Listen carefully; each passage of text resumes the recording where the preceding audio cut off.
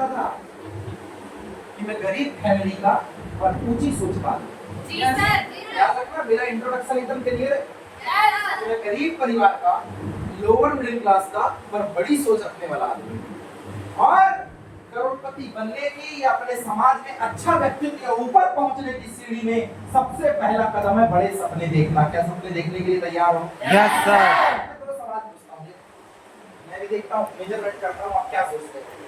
आपसे से कोई मुझे बताना चाहे कि वो ग्रेजुएशन या मास्टर्स कर लेगा तो आपकी कितने की नौकरी धार या इंदौर के अंदर लग जाएगी? एनीवन? आपका ग्रेजुएशन हो गया? नहीं हुआ? हो गया? क्या करती हो? बीएससी सेकंड ईयर, आप बीएससी कंप्लीट कर लो कितनी नौकरी एक्सपेक्ट करती हो?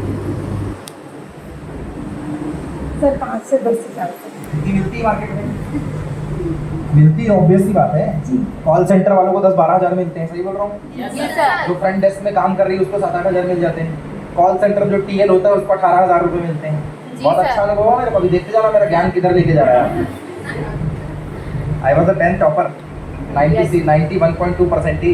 Yes sir. आपने एमबीए कर लिया मैडम, अब इंदौर गई आप, कितने की नौकरी लगी? आपके जान पहचान दूर दूर तक खानदान में भैया दीदी मामा की फैमिली, चाचा की फैमिली, दादा की फैमिली, दादा वाले जो छोटे दादा बड़े दादा सबकी फैमिली में कोई सबसे ऊपर कितनी सैलरी है? सर अभी तो कोई नहीं। दूर दूर तक नहीं? कोई दिक्कत नहीं, बैठो मैडम।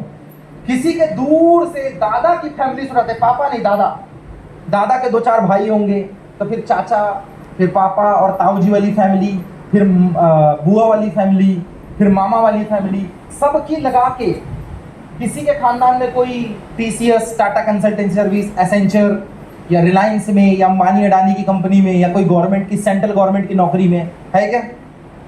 अरे हो तो शेयर करो, अपन डिस्कस कर रहे हैं, तुम मेरे छोटे भाई हो, है ना? कोई किसी घर में हो तो बताओ। अच्छा ऐसे ही पूछता हूँ, जवाब देना। हमारे यहाँ पे स्टेट गवर्नमेंट में शिक्षक का वेतन कितना होता है? कितना होता है मैडम?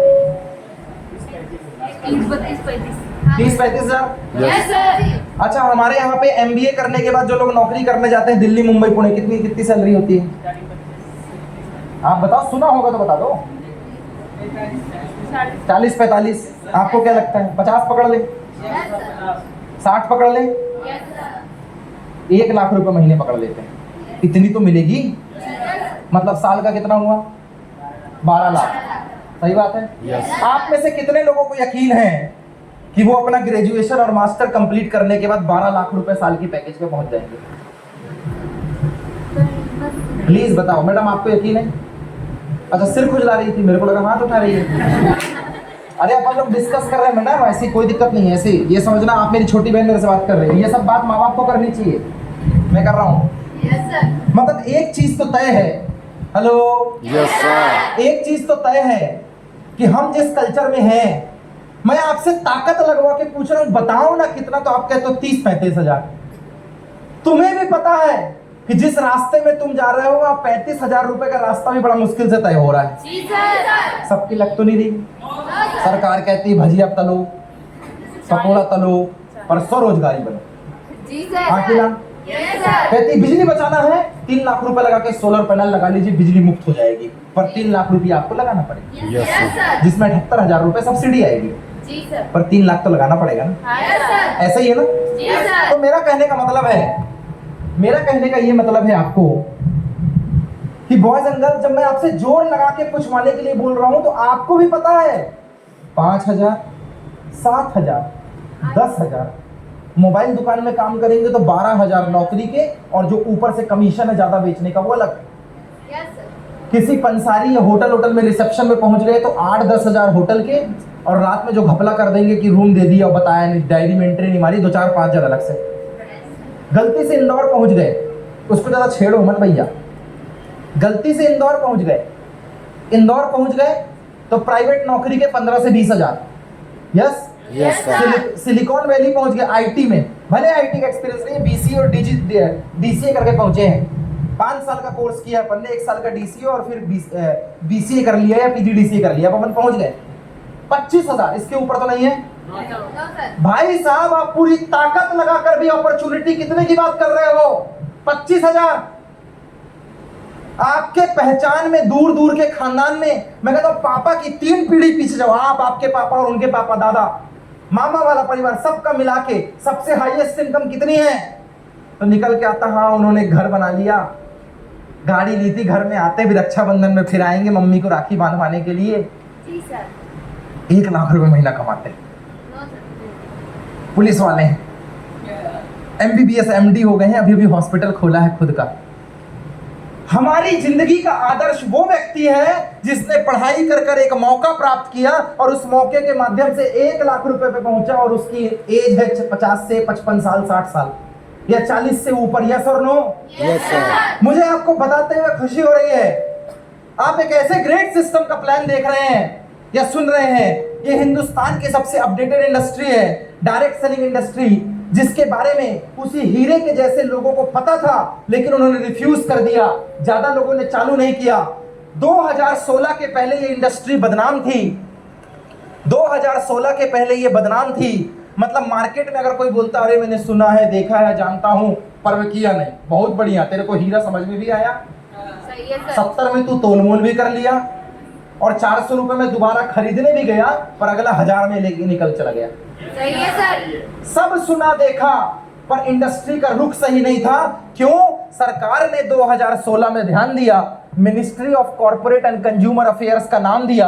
पहले ये नहीं था, ये बाद में बना है, 2016 में बना है।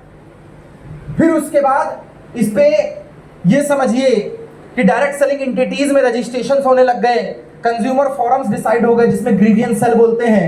2020 में कानून आया, 5 साल पहले। मैं 15 साल पुराना मॉडल हूं, पर कानून 9 साल पहले आया। जी सर। मतलब जब मैंने काम चालू किया था तब कोई नियम कायदा नहीं था और मैंने कर लिया। Yes sir. ये वो वाला सट्टा का गेम है जो सरकार में तो लीगल नहीं है, पर पर्ची हर 5 ठेला में कट रही है। Yes sir. मैंने जब चालू किया तब कोई नियम कायदा नहीं था, फिर भी मैंने किया। 2016 में सरकार ने गाइडलाइन लाया, 2020 में कानून बना, ministry of corporate and consumer affairs में रजिस्ट्रेशन हुए। जितनी crypto currency, money rotation company, पैसे के बदले पैसे जो उगाही करते थे, पॉलिसी बेचते थे, सब बंद हो गई। और सिर्फ जैसे हमारे यहाँ के प्रोडक्ट हैं, ऐसे सिर्फ और सिर्फ प्रोडक्ट देने वाली कंपनियां बची जो लीगल थी, सरकार के कानून के हिसाब से काम कर रही थी, परसेंटेज बेस में काम कर रही थी, वो बची।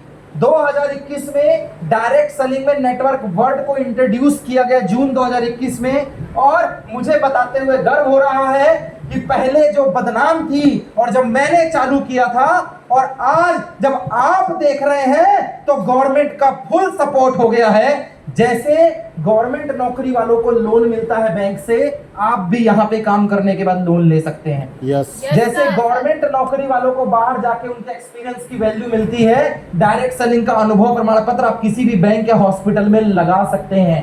जैसे उनको गर्व है, I am a tax payer, मैं बैंक वाला हूं, मैं रेलवे वाला हूं, मैं हॉस्पिटल वाला हूं, तो मैं आपको बता दूं सरकार ने डायरेक्ट सेलिंग पे स्टैंप लगा दिया है कि ये भी लीगल और लेजिटिमेट इंडस्ट्री है। और अब आप भी बोल सकते हो, जैसे तुम्हें गर्व है अपने प्रोफेशन पे कि तुम सही कर रहे हो, सरकार के सपोर्ट के बाद हमें भी गर्व है, मैं डायरेक्ट सेलिंग इंडस्ट्री कर रहा हूं। Mixed by DJ KS.